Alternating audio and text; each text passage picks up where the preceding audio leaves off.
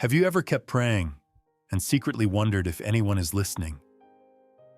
You say the words, you try to have faith, but inside, it just feels empty. And then comes the fear. What if my prayers don't matter? If prayer feels pointless right now, this message is for you. Sometimes faith feels strong and alive. Prayer flows easily. Worship feels close. But other times, everything feels dry. You pray, but your heart feels distant. You read the Bible, but nothing seems to move you. You try to worship, but your emotions feel flat. And then comes the guilt. Maybe something is wrong with me. A real believer wouldn't feel this way. Maybe God is disappointed in me. But spiritual dryness is not a sign of failure. It's a season many faithful people in the Bible walked through too.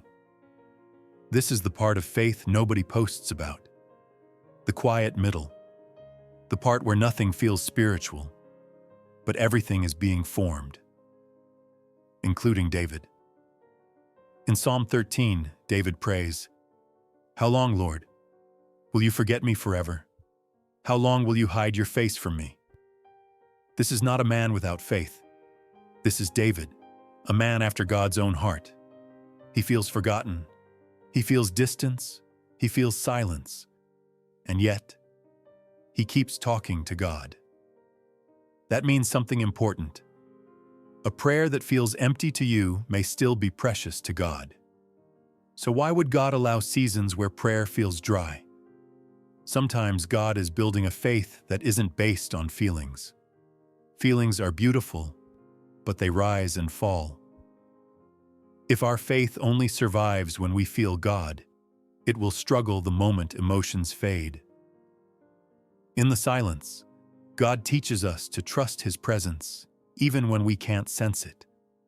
Sometimes intimacy grows through trust, not constant reassurance.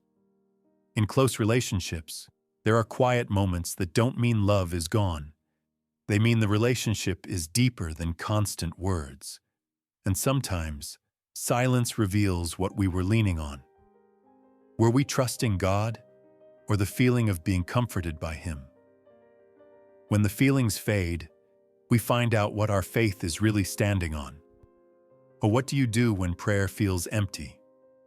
First, stay honest. You don't have to impress God. Tell Him you feel distant. Tell Him you feel tired. Tell Him you don't understand.